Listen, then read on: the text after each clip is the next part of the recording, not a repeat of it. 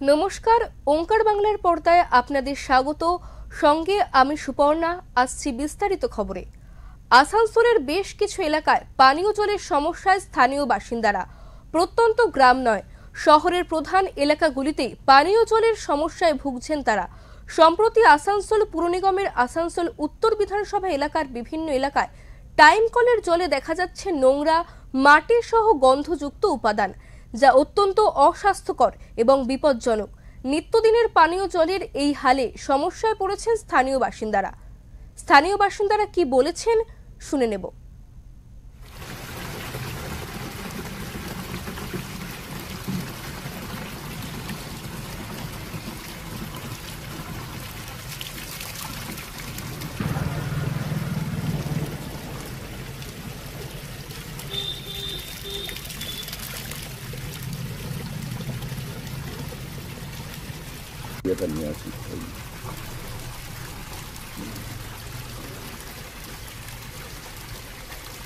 অভিযোগ তো আছে কি নোংরা জল আসছে, কখনো কখনো বর্ষাতে এরকম হয়। কর্পোরেশন এটাকে একটু ধ্যান দেখ, বর্ষাকালে একটু হয়।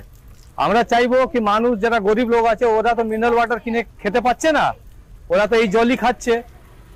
আর সব জায়গায় গেলে আমাদের ওয়ার্ডে ঘুরলেই মহিলারা সবাই জল ভরছে, ওরা বলছে কি এরকম নোংরা জল আসছে। দাদা, আমরা মেয়র সাহেব তো কাজ করছেন, আমি এটাই বলবো মেয়র সাহেবকে একটু ধ্যান দিতে জলটা যেন।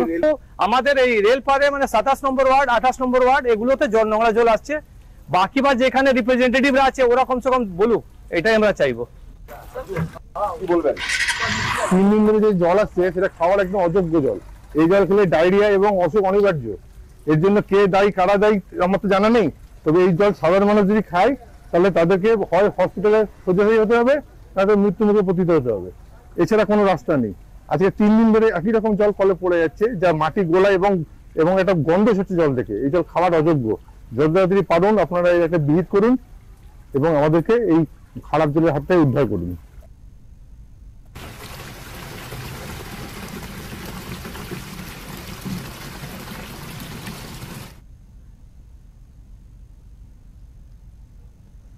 এই প্রসঙ্গে সবিস্তারে জেনে নেব আমাদের প্রতিনিধি জয়ন্ত সাহার থেকে।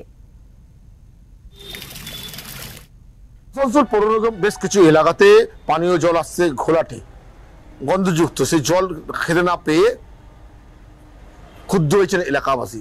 এমনটা চিত্র ধরেছে আমাদের ক্যামেরাতে। আসানসোল আপ্পা গার্ডেন বেশ বেশি বড় বড় জায়গাতে যেখানে পানীয় জলের সমস্যা, যে জল একদম ঘোলাটে জল, সেই জল পান করার যোগ্য নয়। বারবার অভিযোগ করছে স্থানীয়রা। সেই মতে আসানসোল পৌর নিগমের বিরোধী কাউন্সিলর চৈতালি তেওয়ারি এই পানীয় জলের কথা তুলে ধরেছেন। অন্যদিকে আসানসোল পৌর নিগম মেয়র পরিষদ সদস্য গুরুদাস চ্যাটার্জি বলেছেন পাম্প হাউসের ইঞ্জিনিয়ার রয়েছেন, কাজ করছেন। দামোদর নদের উপরে যে জল বয়ে যাচ্ছে, এখন মাইথন যে জল ছেড়েছে তার জন্য ঘোলাটে জল, জলটা আমাদের ইঞ্জিনিয়ার রয়েছেন, সমাধান তাড়াতাড়ি হয়ে যাবে এমনটা আমরা জানতে পারছি। কিন্তু কবে এই পানীয় জলের সমাধান হবে চেয়ে আছেন এলাকাবাসী। আসানসোল থেকে জয়ন্ত সাহা, ওঙ্কার নিউজ।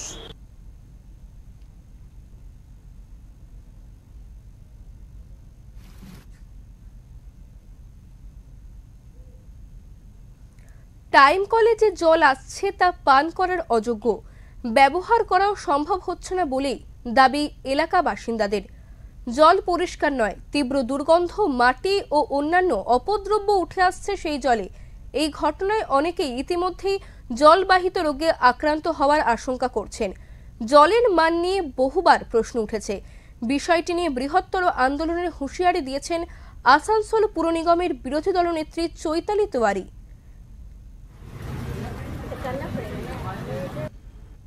রেলপাটটা হচ্ছে তৃণমূল কংগ্রেসের জন্য ছাগলের তৃতীয় সন্তান।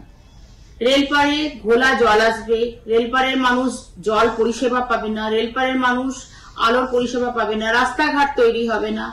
তাহলে আপনারা রেলপাট থেকে ট্যাক্সের টাকা নিচ্ছেন কেন? সেটা তো আপনাদের তাহলে নেওয়া উচিত না। ট্যাঙ্কার না ঘরের ঘোলা জল, যেমন যখন ডিবিসি জল ছাড়ে না এই মাইথন বা তো বন্যার মতন সেই জল দেখবেন ঘোলা আসে।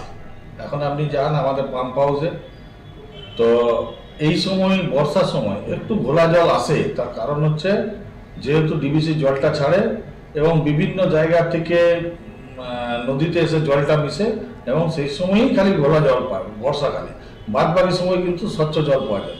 তো আমাকে একজন কমপ্লেন করেছিল যে এরকম বহুত ঘোলা জল আসছে। তো আমাদের যা প্রসেস সেগুলো আমরা দেখছিলাম যে যা যা দেওয়া হয়, কেমিক্যাল যা যা লাগে, এবং তাতে আমরা বলেছি যে আরও যাতে ডবল করে কেমিক্যাল পাঠানো হয় এবং যাতে আরও স্বচ্ছতা জলে আসে, সেই জন্যে এরপরে প্রসেসিং শুরু হয়েছে।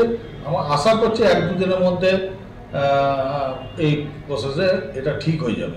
ওটা আমাদের যেটা দেওয়া হয়, আমাদের যেটা জল পরিষ্কারের জন্য, সেই ইয়েটা ডবল করে দিতে বলেছি। এই জলটা খেতে পাচ্ছে না মানুষ? না, আমাদের ঘরে তো ফুটিয়ে আমরা জল খাচ্ছি, এখন বর্ষাকালে ফুটিয়ে আমরা জলটা খাই। গ্রীষ্মকালে কিন্তু সেটা ফুটাতে হয় না, বা শীতকালে হয় না, বর্ষাকালেই এটা হয়, জল ছাড়লেই এটা আসে।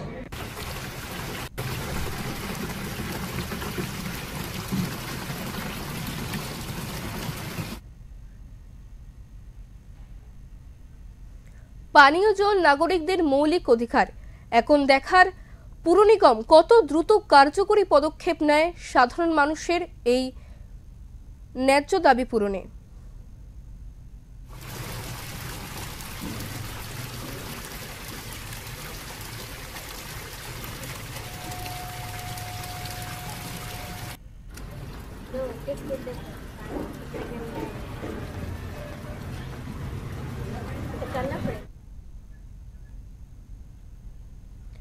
আরো অন্যান্য খবর দেখতে অবশ্যই চোখ রাখুন ওঙ্কার বাংলার পর্দায়।